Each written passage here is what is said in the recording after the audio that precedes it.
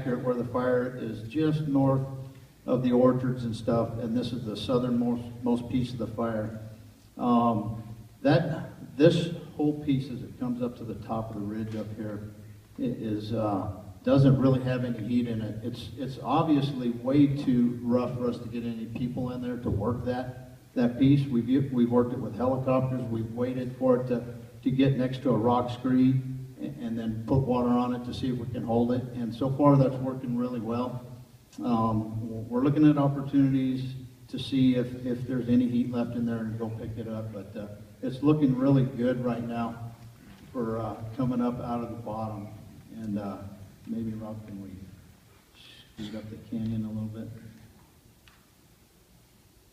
All right, something like that.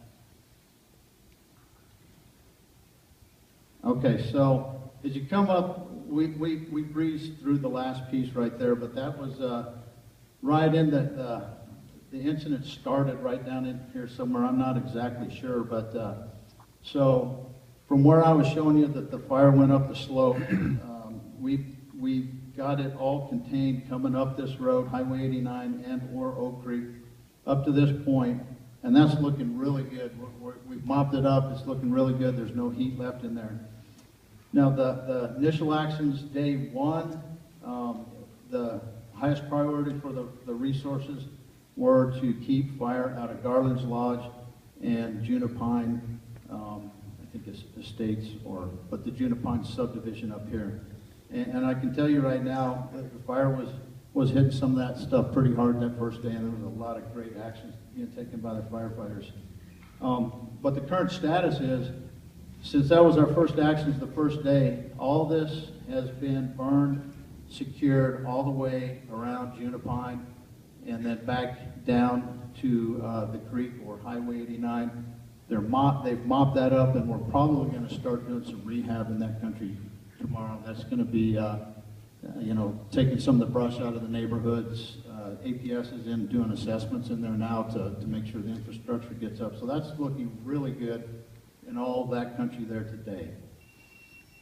Now moving on, you can see the IR map is showing a lot of this fire hasn't backed all the way down, and we've been easing it down to the creek because once again the slopes are too steep for us to get up there and do anything. So this was last night's IR.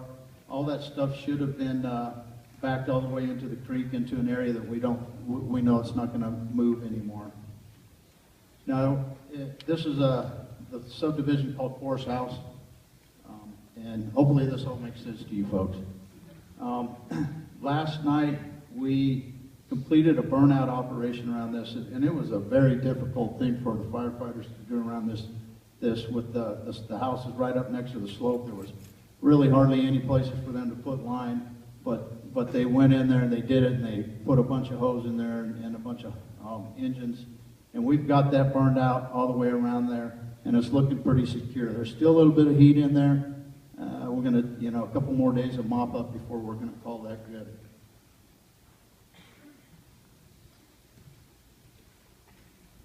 So then coming on up the canyon, there's Dave Waters, and then coming on up, here is the confluence of West Fork. So we still have a little bit more work to do in this area.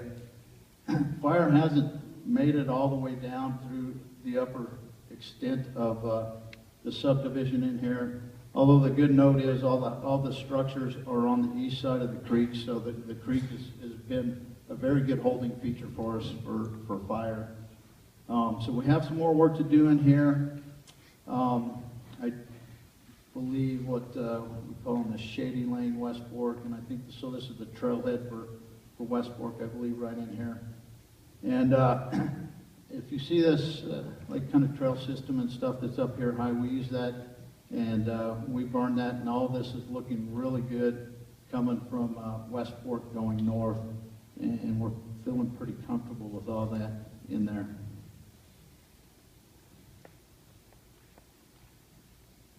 Yeah, Call of the Canyon, we've kept the fire up high from that so far. And Let's go ahead and go on up, Robert, if we could. Pardon me? In West Fork, yes, yes, sir. When we're done, we'll back out. I'll give you a big overview of it. So coming on up the canyon, Cave Springs Campground. For your guys' information, the first day of the fire at about midnight, the fire had moved all the way to this point, right above Cave Springs Campground. So that's one heck of a run up that canyon. And it was one heck of a thing for us to try to plan to make sure that we can take care of all these structures through the next day. But so anyways, this has all been secured around Cave Springs and around the structures in there. We ended up burning that up above it 2 days ago, and so it's looking really good and secure all through here. And moving on.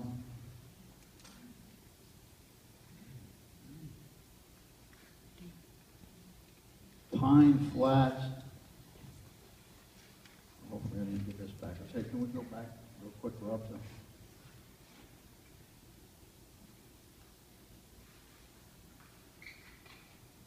Okay. Oh yeah, let's go up to Pine Flat. Yeah, sorry. I just wanted to make sure. Okay, so Pine Flat in here. You can see how the fire's edge goes up. It's really hung up in some really nasty, inaccessible stuff up there. But there's heat still left in it, so there's as you can see, all of that up in there. There's nothing that we can do up there, and so this is a big piece that's going to be a challenge for us in the next several days. We're going to have to figure out what we're going to do with this in here. We're prepared to burn and hold the creek bottom. We're just looking for the right time if we have to do that, and making a decision or not whether it's going to come off the hill. And the reason why we're really approaching this with caution is, you guys are all aware, this is the switchbacks coming up out of the canyon, and this is pump house wash right here. And so with the prevailing southwest winds that we typically get, if we get a tree to torch right here, it's nothing for it to throw embers and spot fires into the base of pump house wash. And so this upper end is critical for us, and we're really being delicate in there, taking our time, being decisive. And so we still have some work up in here, and it's a real critical piece still. So coming on up, another critical piece that we have today is Sterling Canyon runs up this way. The fish hatchery is right here. Was taking the fire down off of the switchbacks and getting it back down into here to keep the fire from moving any further to the east through Pump House Wash. And I can tell you, we've got a bunch of hotshot crews that, if you guys have driven up that, you know how steep that country is in there. They've taken hand line and brought it down off, tied it into the road, took it up over the rock wall, tied it back into the road, and then burned it all the way down to the corner right here. And they burned that today. Came through there 2 hours ago, and it's looking really good. It's one heck of a good piece of work. We still got to hold on to it, got to mop it up. But that's looking real good. That's a critical piece. Another one for us is there's just a big knob right here, and as you remember back, Pump House Wash is right here, and there's a lot of timber on this north slope. We also had a hotshot crew yesterday. They put hand line up this into a saddle right above the fish hatchery, and they burned that hand line down and tied it in as well. So right now we're able to keep fire off of this slope, which is really critical for us. And then so that just leaves us figuring this piece out in here. We can go ahead and keep going. That's it?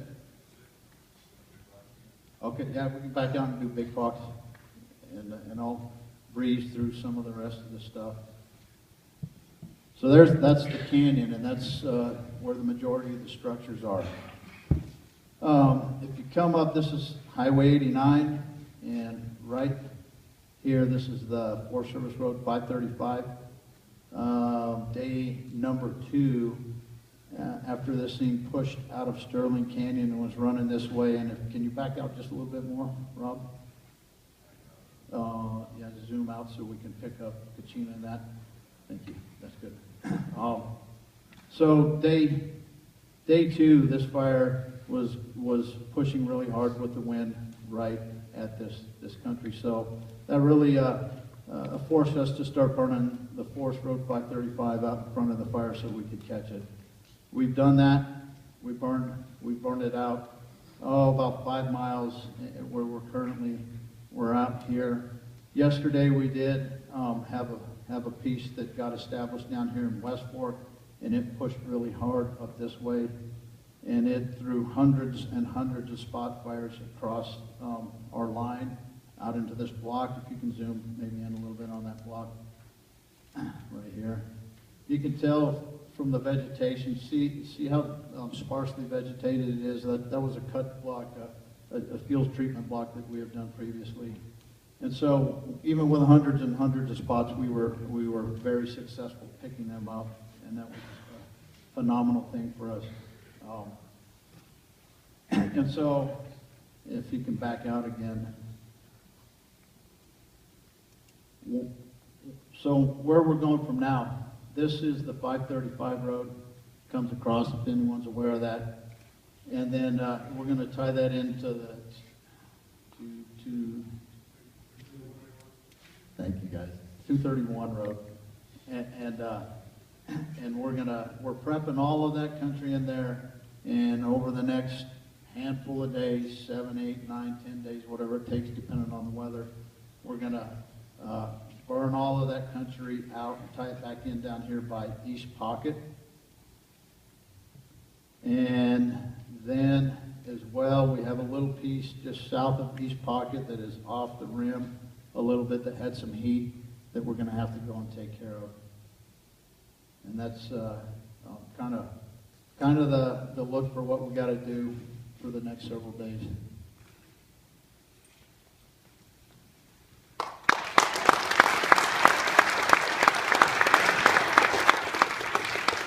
Thanks, Rick. And just to remind everyone, as soon as we're done with the rest of the panel, we'll have Rick come back up and we'll be able to answer any of the questions that you have with the fire, and he'll be able to zoom in and point out any particular areas that you might have concerns with.